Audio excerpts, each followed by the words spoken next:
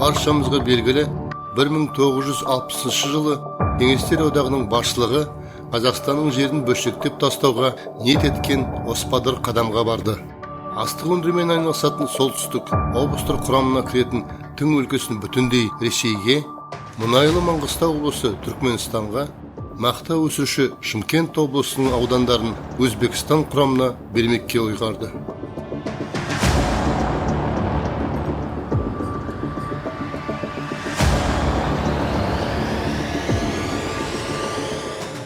Өздеріңізге мәлім Жұмабек Ташиновтың адамгершілік, азаматтық ұстанымдары мен ел деп соққан жүрегінің лүпілдері жайында халық арасында ұрпаққа өнеге болар Ташиновпен достық қарым-қатынастарда болған арқаның аяулы азаматтардың бірі Төре Болатовтың «Өткен күндер өрнегі» атты кітабында баяндалады.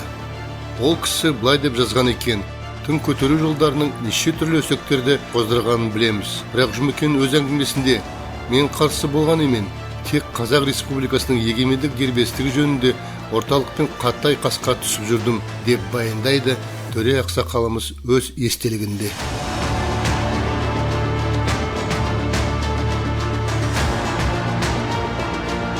Орталықтың ақ дегені алғыс, қара дегені қарғыз болып тұрған сол бір заманда Жұмекен секілді батылдық танытқан, ел үшін басын қатерге тіккен басшылардың саусақпен санарлық болғаны қандай өкінішті еді деп жазады өз естелігінде Төре Болатов ақсақал.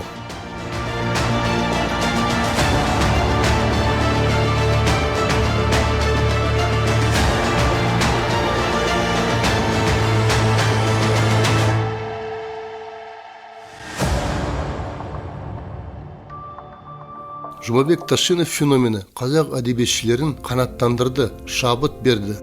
Өмірге Нәжмиденов пен Қалдаяқовтың кейін гимнге айналған «Менің Қазақстаным» әні, Жұбан Молдығалиевтің «Мен қазақпын» поэмасы, Ильяс Есенберлин мен Әбіш Кекілбаевтың романдары, басқа да шығармалар ұлттық патриотизм идеясын әдебиетте ұлт санасына терең ұялауы желтоқсан көтерілісіне рухани дайындық болды.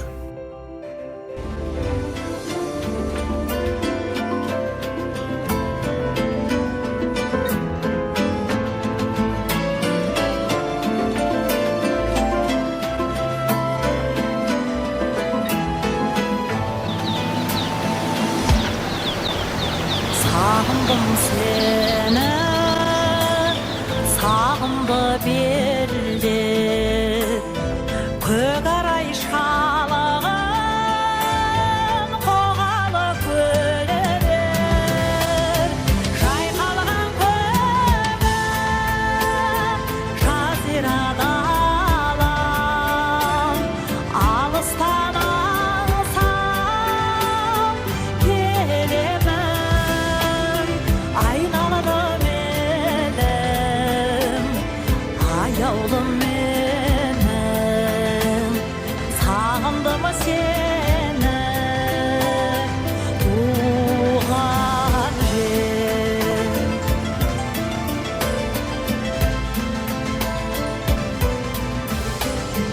Şağası jaylау, dalası көркем, аспаны биік, армансыз өлген, шайқалған көгім, жазирада алам, алыстан аңсам, келемін. Жұмабек Ташинов был одинок в сопротивлении Хрущеву в реализации плана перекроить территорию Казахстана, целинный край прямо подчинить центру, передать значительные исторические казахские земли на юге Узбекистану, на западе Туркмении. При предварительном переговоре Хрущева с Ташиновым Жұмабек Ахметович прямо заявил главе ЦК КПСС и СССР: «Я родом из Акмолинска, работал 12 лет в Северо-Казахстанской области. Мои родители, да и все наши предки покоятся в этой земле. И вы хотите передать эту землю России? Вдумайтесь, товарищи, какой казах с этим согласится? Я, например, категорически против постановки такого вопроса.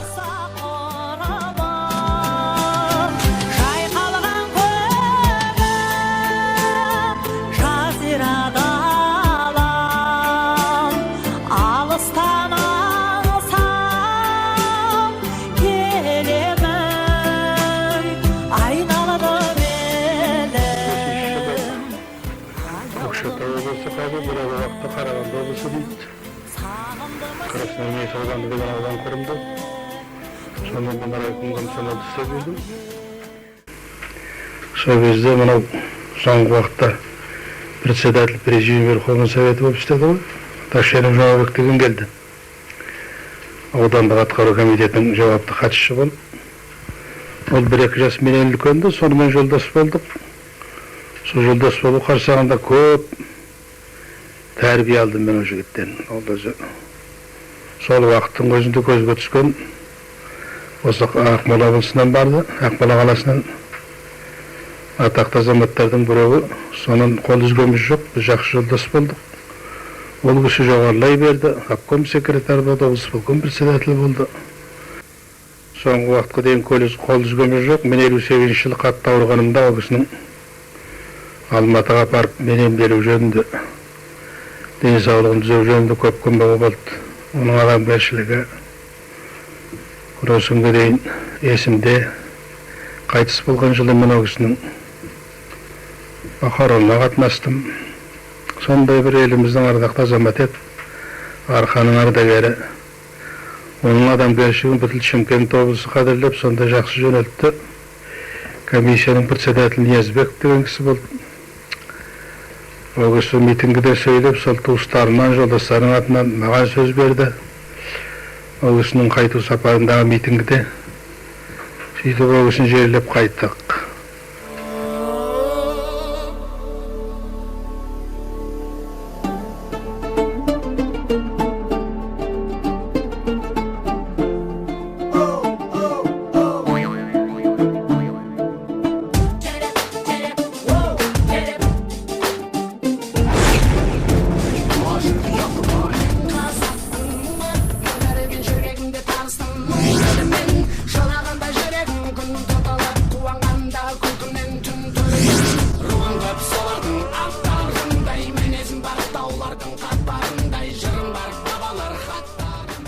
Төрағасыз енді қазақтың арда азаматтары мен ел мүддесін халыққа мын ойлаған Жұмабек Ташенов секілді арыстарымызбен кездесіп, сол өмірдің бір кезеңдерінде бірге болдыңыз, пікірлес, әңгімелесіп, көздерін көрдіңіз. Мен қызметтес болғаным жалғыз ғана Ташенов Жұмабек. 1935 жылы Көкшетау облысынан Красноармейск ауданы ұйымдасты. Сонда Ақмоладан Жұмабек Ташенов ответ секретарь райисполкомға барды. Мен онда райком комсомолда істеуші едім, сонан танысып жолдас болып кеттік. Ол кісі сол жоғарылай берді. Бірақ қатынасымыз үзілген жоқ. Достығыңыз қазғалып қалды. Ол мені кіші қызметте жүргенменен қатарынан шығарған жоқ. Амандығымыз үзу, жолдастығымыз үзу. Онан Верховный Советтің председателі бірақ шықты ғой. Төраға жаңа мына Жұмағаннан бастадық қой, Ташеновтен. Сол кісінің мемлекет қайраткері ретіндегі еңбегіне кішкене тоқталып өтсеңіз. Мемлекет қайраткері жөнінде ол кісімен мен көп әңгімелесіп жүрдім. Өзі менен сырын жасырмайтын. Ал енді ол кісінің жүрген жерінің бәрі кісіге жақсылық еді ғой. Осында бір адамға көмек жасап кетті. Біздің өзіміздің арқаның бір тәуір жігіт Ниязов Сейфолла деген болды.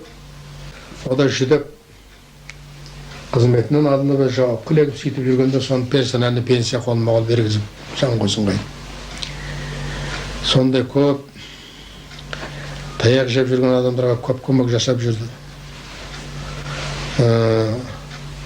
Оның тағы бір ерлігі, осында ол прокурорлыққа Алматыдан бір орыс жігітін жіберіпті. ЦК-ның ұйғаруыменен, ол кісі осында уәкіл болып жүрген адам. Осы Ақмоладан қазақ табылмады ма, осында прокурордың заместителі Бегалиев деген бар, соны не қоймаған деп. Apkomga süydeydi o endi. Sonuçta bizden suragan yok işim iştene. Şunda bir kişi jibiripti. Sonu kolma alan oruç jigitini qaytarıp berip begaleyipti kolma ol prokuror jasatıp ketdi. Solay eşitli edi o yoksa. Taşınıp Jumökün beytası. Sonday isterinden mümkün mamay kalgan şahar. Endi onun menin halge konayıp kolum jetip hizmetlesi bolgam jok. Menin bir жүрегіме тиген жерім өзі ұсынған ғой өлді Совминнің председателіне. Қонаевтың келісімсіз алмайды ғой енді. Иә. Сонар Хрущев кітабында жазады ғой әлгі Шаңқырып алып екеуін тамақ беріп отырып сынап. Ақырында предложение жасайды ғой. Босату керек Жұмабекті орнынан деп. Қонаевқа. Сонда бір жыл болған жоқ енді Совминнің председателі болғаны. Соған енді қарсылық жасап, возражение жасамады ғой енді. Сол жерінен де қарағанда аралары дұрыс болмады ма кім білсін енді. Сақтап қалуға болушы еді осыны. Әділет ойыңыздан көрінбейді, амал не қалса дағы көңілмейлі. Bir тұтас республика Қазақстан жырымдап жермен суы бөлінбейді. Сонда тілімді мына қазақ алмады деп Хрущев қып-қызыл болып долданды кетті. Тәшеніп тайсалмады қаһарынан кеткенде алпаныстан қобыланды. Хрущевқа қарсы тұру оңай болмаған, бұл Сталиннен кейінгі толға болған. Білесіз, бұл біріккен ұлттар үйінің о кезде Лига наций дейді, сонда сөйлегенде аяғындағы туфлиін шешіп алып үстел тұрған ғой. Бүкіл Американ дірілдеткен. Я вам покажу Пускину мать деген. Жарты әлем шошыған Хрущевтан қорыққан. Сөйткені азу алты қарыс, ешкімнің сөзін тыңдамайтын ақкөз Хрущевқа тайсалмастан қарсы тұрған Ташкенттің қуаты қандай деп ойлаңыз. Сонда оған рух беріп тұрған не нәрсе? Ол мына туған жеріне деген, еліне деген махаббаты әр үлкен сана, үлкен түйсік, үлкен ой ғой. О кешегі аруақтар оны демеп тұр ғой. Мына жерді беруге болмайды, басқа. Ал егер сонда ол көне салса, Ташкентке алтын жұлдыз да берілмеді, одан да жоғары көтерілмеді, арқасынан қағармеді, ол тайраңдап жүрмеді мысалы. Өзі жеке басына. Хрущев айтты, мен сенің қаулыңа қарамаймын. Мен ерегіскенде үкімді Москвадан шығартамын дағы, осылай ала салам деген ғой. Сонда Хрущевқа Тәшенов айтқан, сіз үйтетін болсаңыз, мен сізді Гаагадағы халықаралық сотқа беремін. Ол едім қазақ деген бір атаның тереңнен 4 мұхитты тулатармын, бұтарлап отар елде жұтпақшы деп, мен сізді ай әлемге шулатармын деген. Жер берген Құдай дарқан қазағыма, көнбейді қи тұрқыға, мазағыңа, өтмейді ешкімнің өңішінен тас болып тұрып қалар тамағыңа деп.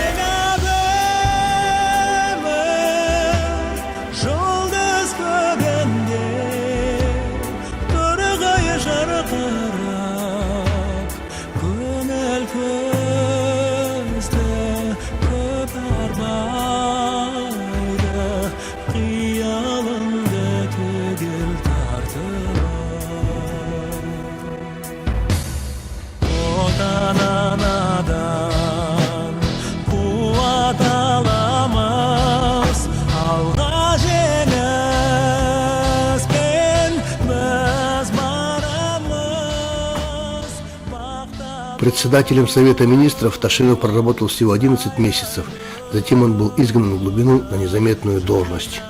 Благо, что эта территория не была еще сибирской Колымой.